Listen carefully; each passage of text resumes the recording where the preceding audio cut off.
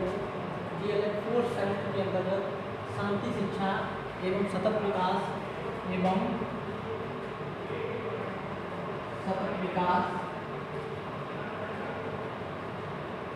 सतत विकास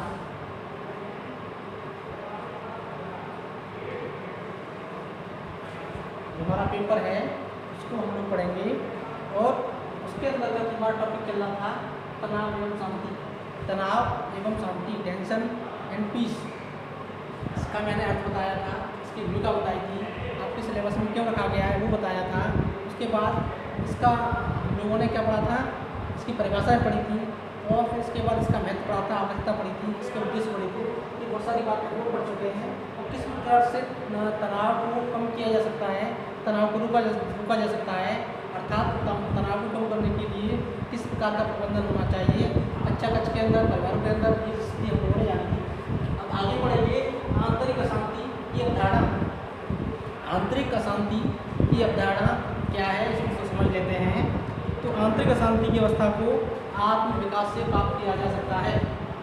जो भी आंतरिक अशांति है उसको तभी प्राप्त किया जा सकता है जब व्यक्ति का आत्म विकास हो, व्यक्ति की आत्मा डेवलप हो, व्यक्ति की आत्मा का विकास हो। जब तक व्यक्ति की आत्मा का विकास नहीं होगा तब तक निश्चित रूप से जो आंतरिक अशांति है वो प्राप्त नहीं की जा सकती। नेक्स्ट है वो है आंतरिक अशांति को प्राप्त करने के लिए आत्मिक विकास। पहला आगे बोलते हैं वो है आंतरिक अशांति को प्राप्त करने के लिए आत्मिक विकास प्रथम सीढ़ी है। जैसे मैंने अभी बताया था कि आंतरिक अशांति तभी प्राप्त हो सकती है जब व्यक्ति का आत्मिक विकास हो जाए, अर्थात आत्मिक विकास आंतरिक शांति प्राप्त करने की क्या है, पहला कदम है या पहली सीढ़ी है। ये बहुत ही इसेंशियल बात है कि जब तक व्यक्ति की आत्मा का विकास नहीं होगा तब तक व्यक्ति को आंतरिक शांति प्राप्त नहीं हो सकती। आगे देखते हैं व्यक्ति की आत्मा का विकास तब तक संभव नहीं है जब तक व्यक्ति का जो चित्तवृत्ति है उसका निरोध न हो जाए, चित्तवृत्तियों में जो विकार हैं वो समाप्त न हो जाए। इस प्रकार से क्या है, व्यक्ति की आत्मिक विकास के लिए व्यक्तियों के विकारों का, मानसिक विकारों का दूर होना बहुत आवश्यक है। आगे देखते हैं आत्मिक विकास क्या है। आत्मिक विकास मन की चंचलता को रोक देना है, अर्थात व्यक्ति की आत्मा का संबंध मन से होता है और व्यक्ति का मन चंचल होता है, अर्थात मन की चंचलता के कारण ही तमाम प्रकार के अनेकों प्रकार के विकार आते हैं, जिससे छल, फरेब, कपट, चोरी, दूसरों की बुराई करना, दूसरों का हित करना, ये सारे के सारे विकार किसकी वजह से आते हैं, मन की चंचलता के कारण आते हैं। यदि मन को स्थिर कर दिया जाए, मन को एक ही बिंदु पर केंद्रित कर दिया जाए, मन को किसी भी विषय पर कंसंट्रेट कर दिया जाए तो निश्चित रूप से मन की जो चंचलता है निश्चित रूप से समाप्त हो जाएगी और मन के अंदर जो विकार हैं वो स्वतः समाप्त हो जाएंगे। जब मन के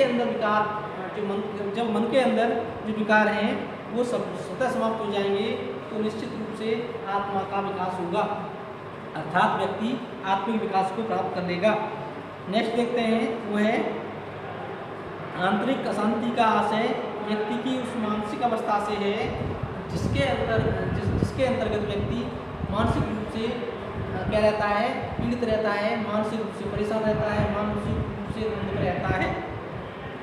और आंतरिक अशांति का आशय व्यक्ति की उस मानसिक अवस्था से है जिसमें व्यक्ति आदर्श मानव का रूप ग्रहण करता है, अर्थात आंतरिक अशांति जब कभी भी किसी व्यक्ति को प्राप्त हो जाती है तो क्या हो जाता है, वो व्यक्ति आदर्श व्यक्ति हो जाता है, अर्थात उसमें एक परफेक्ट मानव के, एक पूर्ण मानव के सारे के सारे गुण उसमें समाहित हो जाते हैं और उसका जो व्यवहार होता है और उसके जो कार्य होते हैं, उसकी जो कार्यशैली होती है वो क्या होती है, वो दूसरे व्यक्तियों के लिए हितकर हो जाती है, दूसरे व्यक्तियों के लिए कल्याणकारी हो जाती है। अर्थात वो व्यक्ति जो भी व्यवहार करता है, जो भी कार्य करता है, जो भी संव्यवहार करता है, वो सभी के लिए क्या होते हैं, कल्याणकारी होते हैं, जनहितमय होते हैं। इस प्रकार से जब व्यक्ति का आत्मिक विकास होता है, जब व्यक्ति का मन स्थिर हो जाता है, निश्चित रूप से उसका उसको आंतरिक अशांति प्राप्त हो जाती है।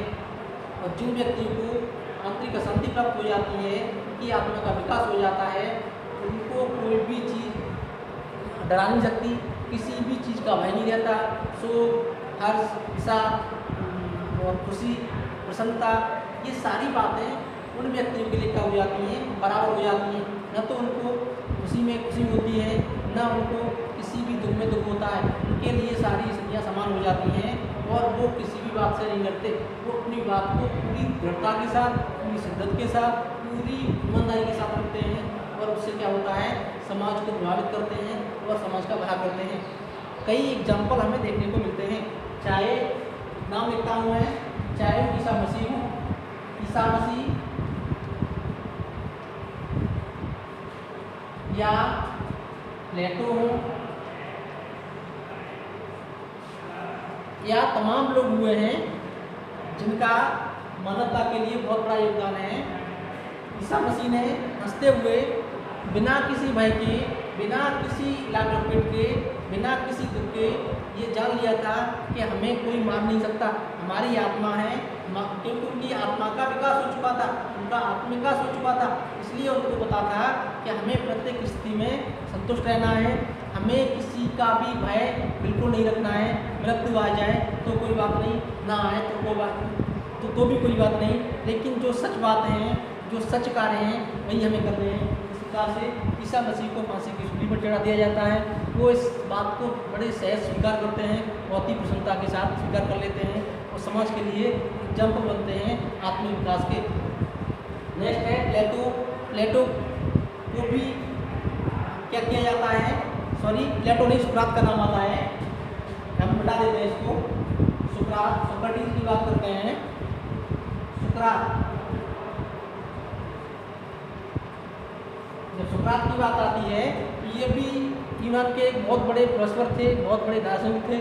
इन्होंने भी अपने आचरण के द्वारा अपनी आत्मा का विकास किया, अपना आत्मविकास किया और इस प्रकार से उनको आंतरिक शांति प्राप्त हुई। उनकी आंतरिक शांति को दुनिया में कोई भी भंग नहीं कर पाया। हालांकि उनको जहर दे दिया गया, उन्होंने उसको सह स्वीकार किया। जहर का प्याला बहुत ही प्रसन्नता के साथ, बहुत ही शांति के साथ उन्होंने पी लिया और वो जानते थे कि मृत्यु तो निश्चित रूप से एक दिन होनी है, क्योंकि जो व्यक्ति इस दुनिया में आता है उसकी मृत्यु होना अटल सत्य है। उसको कोई भी व्यक्ति, कोई भी शक्ति टाल नहीं सकती। जिसने जन्म लिया है उसको इस दुनिया से विदा होना ही है। इस प्रकार से आंतरिक अशांति जिन व्यक्तियों को प्राप्त हो जाती है, वो निश्चित रूप से क्या करते हैं, निश्चित रूप से वो समभाव में रहते हैं, एक ही भाव में रहते हैं। चाहे हर्ष की स्थिति हो, चाहे विषाद की स्थिति हो, चाहे सुख की स्थिति हो, चाहे प्रसन्नता की स्थिति हो, कोई भी स्थिति हो, उन्हें कोई भी परिस्थिति प्रभावित नहीं कर सकती। तो इस प्रकार से जिन व्यक्तियों का आत्मिक विकास होता है, वो निश्चित रूप से सारे कष्टों से, सारे भयों से, सारे सुखों से परे हो जाते हैं। हम नेक्स्ट बात करते हैं आंतरिक अशांति और योग। मैंने यहाँ पर टाइटल दिया है आंतरिक अशांति एवं योग। आंतरिक अशांति की बात करें और योगा की बात करें तो दोनों ही एक दूसरे के अन्योन्याश्रित हैं, दोनों ही एक दूसरे के पूरक हैं और इनमें बहुत ही गहरा संबंध है। एक के बिना दूसरे का हम दूसरे की कल्पना नहीं कर सकते। तो मैं आंतरिक अशांति की बात करते हैं। आंतरिक अशांति तभी प्राप्त कर सकती है जब व्यक्ति अपने मन, वचन, कर्म से क्या हो जाए, एक ही जगह कंसंट्रेट हो जाए। अपना सारी शक्तियाँ, चाहे मानसिक शक्तियाँ हों, चाहे शारीरिक शक्तियाँ हों, चाहे आध्यात्मिक शक्तियाँ हों, चाहे धार्मिक शक्तियाँ हों, उनको एक ही जगह कंसंट्रेट कर दें, एक ही जगह उनको लगा दें। इस प्रकार से आज के दौर में, आज वर्तमान परिस्थितियों में संपूर्ण विश्व के लिए योग की शिक्षा अनिवार्य हो गई है। जब तक योग की शिक्षा छात्रों को नहीं दी जाएगी, तब तक मानसिक अशांति जैसा जो कॉन्सेप्ट है उसको प्राप्त नहीं किया जा सकता। इसलिए मानसिक शांति को प्राप्त करने के लिए, मानसिक रूप से व्यक्ति को पीसफुल बनाने के लिए उसके साथ योग जैसे कॉन्सेप्ट को लाना बहुत आवश्यक है। योग का तात्पर्य बाद में पढ़ेंगे, क्योंकि आज इसको हमारे टॉपिक में क्यों रखा गया है, इसके पीछे कारण क्या है, हमारे DL जैसे सब्जेक्ट में रखने के, अर्थात शिक्षा में इसको समाहित करने के पीछे क्या कारण है उसको भी जान लेते हैं।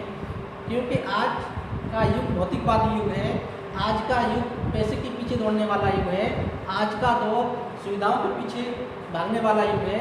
ऐसी स्थिति में निश्चित रूप से व्यक्ति चाहे कितना भी संपन्न हो जाए, व्यक्ति चाहे कितना ही संसाधनों को प्राप्त कर ले, व्यक्ति चाहे अपने आप को कितना ही भौतिक रूप से संपन्न बना ले, लेकिन कहीं न कहीं उनके मन में जो मानसिक रूप से तनाव रहता है, मानसिक रूप से जटिलता रहती है, मानसिक रूप से दोलन की स्थिति रहती है, उद्दोलन की स्थिति रहती है, मानसिक रूप से उद्रेशन रहता है, उस स्थिति को समाप्त करने के लिए निश्चित रूप से योग शिक्षा की आवश्यकता है।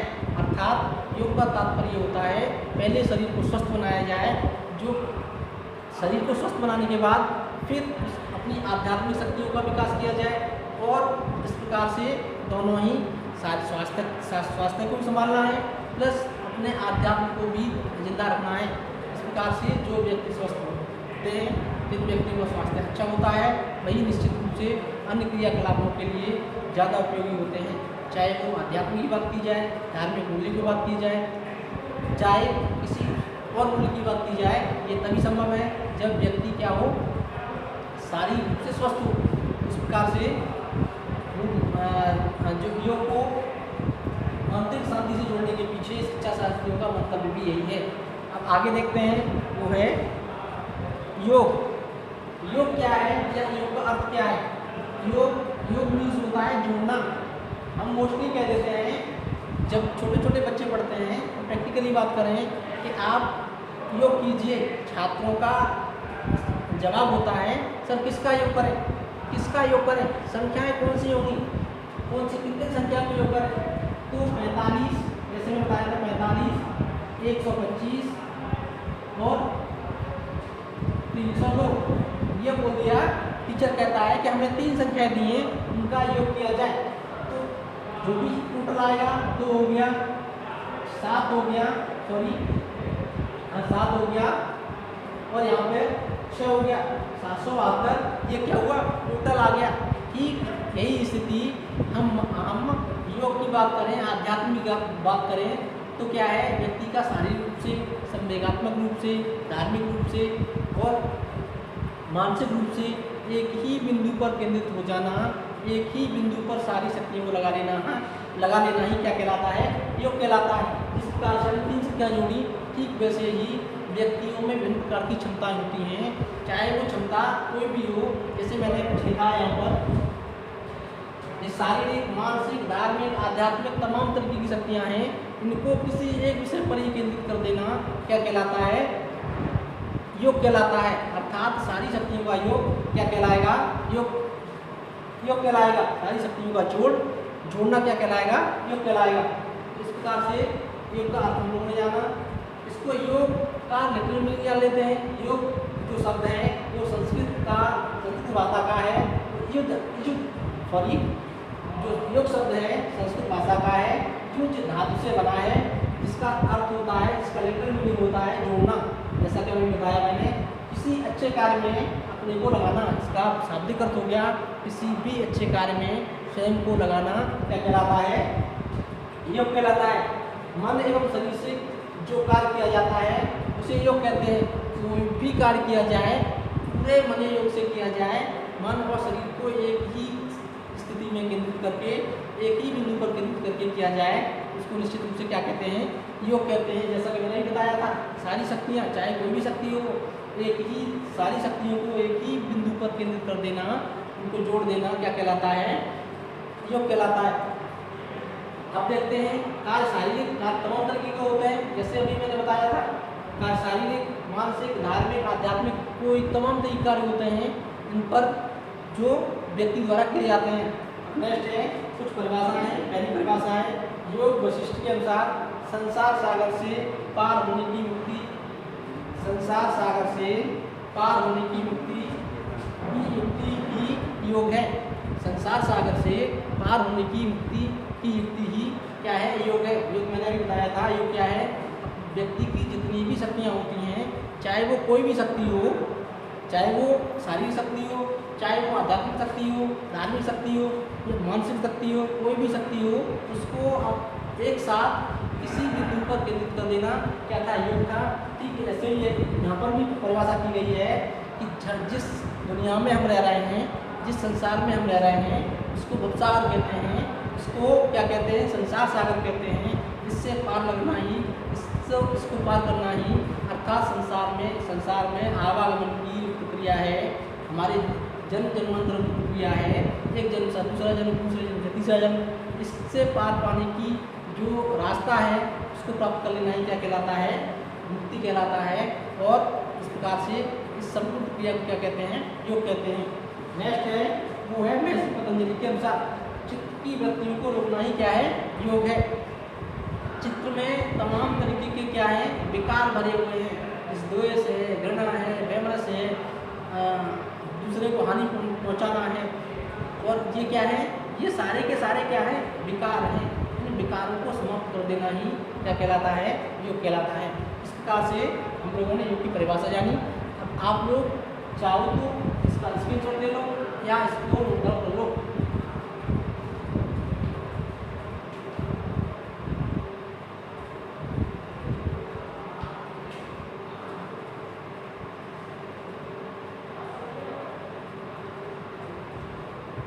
ठीक है स्टूडेंट्स, मैं इसको मिटाता हूँ, हम लोग आगे बढ़ेंगे।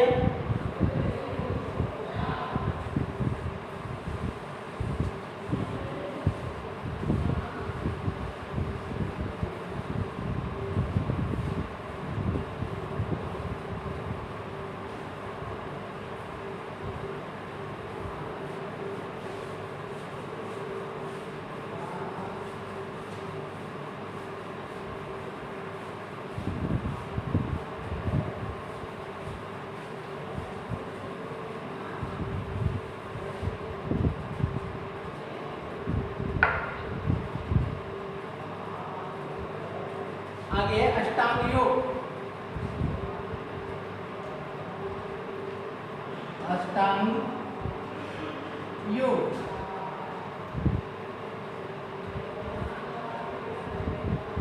योग के कितने भाग होते हैं, योग के 8 भाग होते हैं। अष्टांग योग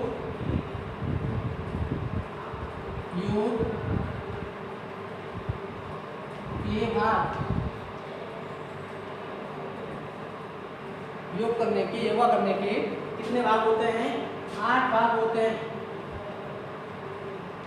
8 भाग होते हैं, ठीक है। महत्वपूर्ण है ये, पूछा जाता है अष्टांग योग में कितने भाग होते हैं, कितने अंग होते हैं, क्या है 8 अंग होते हैं।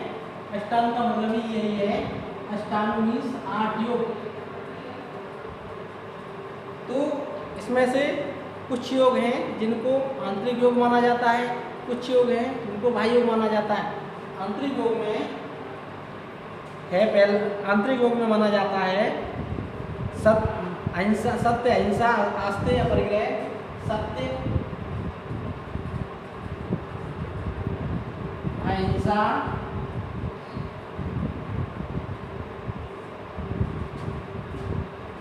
अपरिग्रह, आस्ते, ठीक है। ये आस्ते और प्राणायाम प्रत्याहार,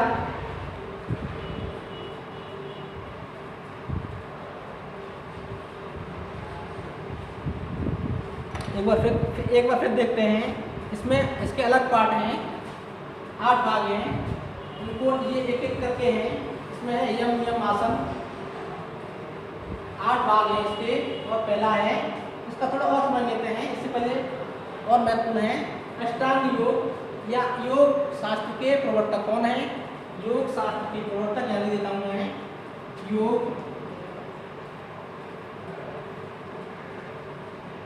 शास्त्र के प्रवर्तक कौन है, महर्षि पतंजलि है। कुछ फैक्चुअल चीजें हैं, महर्षि पतंजलि है। पतंजलि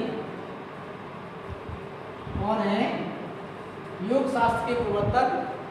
इनको माना जाता है अष्टांग योग के प्रवर्तक कौन है, इनको माना जाता है महर्षि पतंजलि को।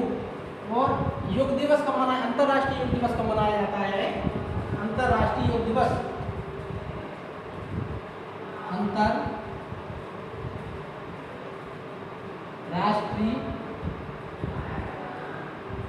योग दिवस दिवस कब मनाया जाता है, वो है 30 जून। प्रत्येक वर्ष 21 जून को अंतर्राष्ट्रीय योग दिवस मनाया जाता है। और ये कब से मनाया जाता है, ये 2015 से मनाया जाता है, सॉरी 2014 से मनाया जाता है। जिस वर्ष केंद्र सरकार में मोदी सरकार आई, अर्थात एनडीए सरकार आई 2014 में, उसी समय योग के लिए पूरी दुनिया का आह्वान यूएनओ में किसने किया, प्रधानमंत्री मोदी ने किया। उनकी बात को बड़ी शिद्दत से सुना गया, बड़ी ही गंभीरतापूर्वक सुना गया। और यूएनओ ने, संयुक्त राष्ट्र संघ ने इस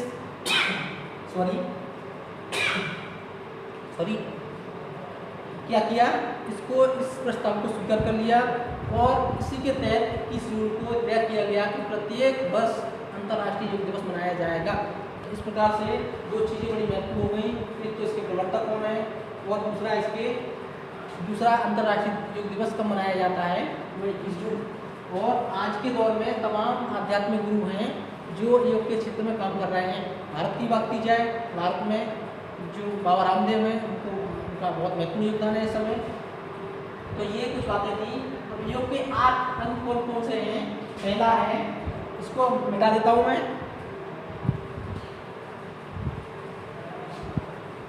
यहाँ पर बात चल रही थी 8 भाग हैं, 8 अंग हैं, वो कौन से हैं। 8 अंग की बात की जाती है तो वो है, पहला यम नियम आसन, नंबर 1 यम, दूसरा नियम, तीसरा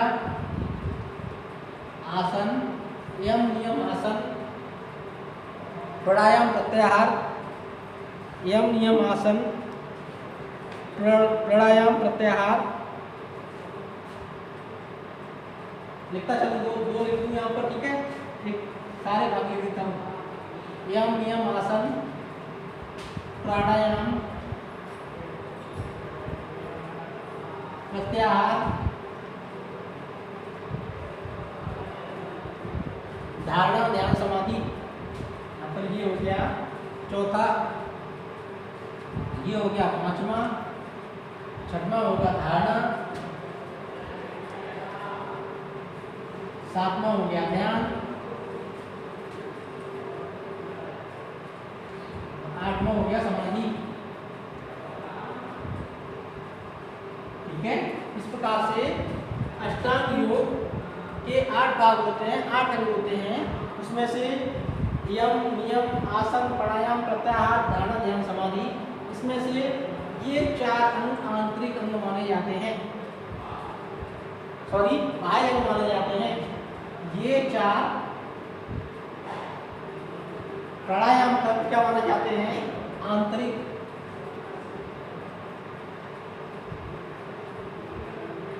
सॉरी बाह्य अंग माने जाते हैं, बाह्य अंग बोले जाते हैं, बाह्य रंग, ठीक है। और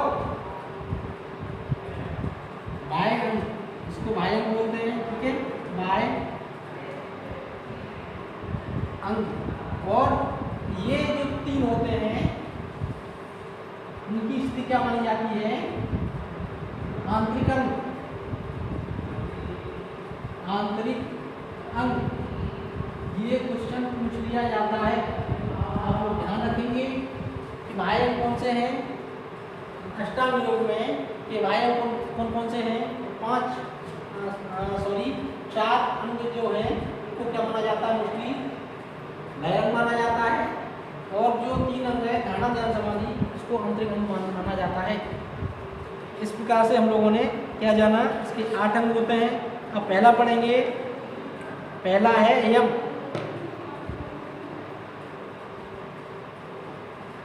पहला है, इसको मिटा देता हूं मैं, एक एक करके पढ़ेंगे। यम को पढ़ते हैं पहले,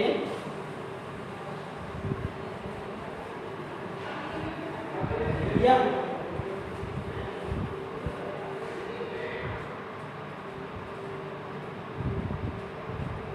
ये क्या है, यम क्या है, योग का पहला अंग है, योग का पहला अंग है, पहला अंग है। ठीक है, और इसको क्या माना जाता है, जिसका अर्थ होता है नैतिक शिष्टाचार, जिसका अर्थ होता है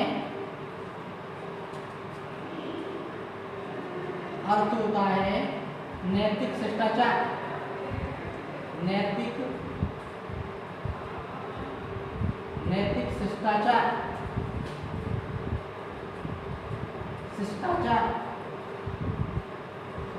नैतिक शिष्टाचार। इसका क्या होता है, नैतिक शिष्टाचार अर्थात नैतिक रूप से जो आचरण किया जाता है या जो आचरण नैतिकता पूर्ण किया जाता है उसको क्या कहते हैं, नैतिक आचरण कहते हैं। और इस प्रकार से ये अष्टांग योग का पहला अंग है और इसमें नैतिक मूल्यों पर ज़्यादा ध्यान दिया जाता है, नैतिक व्यवहार ज़्यादा किया जाता है और इसमें नैतिकता जैसे मूल्यों का समावेश किया जाता है। इसके अंतर्गत बहुत सारी चीज़ें आती हैं। पहला है अहिंसा, सत्य। पहला इसके अंतर्गत आता है, पहला जो मूल्य होता है अहिंसा,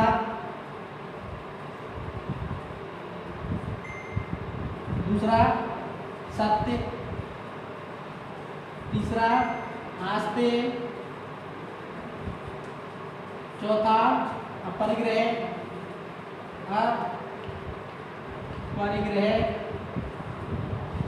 और पांचवा ब्रह्मचर्य।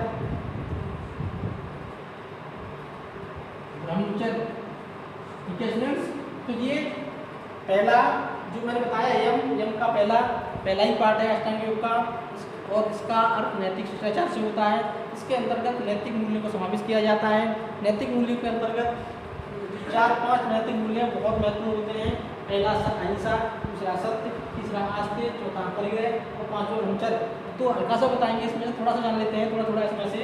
अहिंसा का तात्पर्य होता है मन, वचन एवं कर्म से किसी भी व्यक्ति को क्षति न पहुंचाना, किसी भी व्यक्ति की भावना को आग न करना, किसी भी व्यक्ति को किसी प्रकार से कष्ट न पहुंचाना ही क्या कहलाता है, अहिंसा कहलाता है। दूसरा है सत्य। सत्य का तात्पर्य होता है जो भी चीज़ें नैतिक मूल्यों पर आधारित हों, जो भी चीज़ें धार्मिक कानून रूप से या सामाजिक रूप से लीगल हों अर्थात वैध हों, उनको क्या कहते हैं, सत्य कहते हैं। आस्ते का तात्पर्य है कि किसी भी व्यक्ति की वस्तु को क्या करना है, चुराना नहीं है, किसी व्यक्ति की वस्तु के प्रति लालच नहीं करना है, किसी भी व्यक्ति की वस्तु को लेना नहीं है बिना उसकी अनुमति के। तो ये क्या हो गया, आस्ते हो गया। अपरिग्रह का तात्पर्य होता है हमें जितनी चीज़ों की आवश्यकता है अर्थात व्यक्ति को जितनी चीज़ों की आवश्यकता है उससे ज़्यादा संग्रह न करना, उससे ज़्यादा इकट्ठा न करना। ये क्या कहलाता है, अपरिग्रह कहलाता है। और ब्रह्मचर्य का तात्पर्य होता है कि जो भी व्यक्ति होता है, जो भी मनुष्य होता है उसको आजीवन क्या करना है, ब्रह्मचर्य धर्म का पालन करना है अर्थात उसको आजीवन कैसा रहना है, अविवाहित रहना है। और जो भी सदाचार के नियम होते हैं, जो भी सदाचार से संबंधित बातें होती हैं उनका पूरी शिद्दत से पालन करना है। इस प्रकार से हम लोगों ने कुछ बातें थी जो यम में थी उनको पढ़ा और नेक्स्ट हम लोग पढ़ेंगे उसमें इसके और अंग पढ़ेंगे और भाग पढ़ेंगे। पहले के अलावा दूसरा पढ़ेंगे, दूसरा हमने बताया था यम, दूसरा पढ़ेंगे नियम, फिर आसन, फिर प्राणायाम, प्रत्याहार, धारणा, ध्यान, समाधि। इनका नेक्स्ट हम क्या करेंगे, अध्ययन करेंगे। आज के इस टाइम प्रोग्राम से इतना ही। इससे संबंधित आपको कोई भी क्वेरीज करनी हो आप कमेंट सेक्शन में जाएँ। धन्यवाद।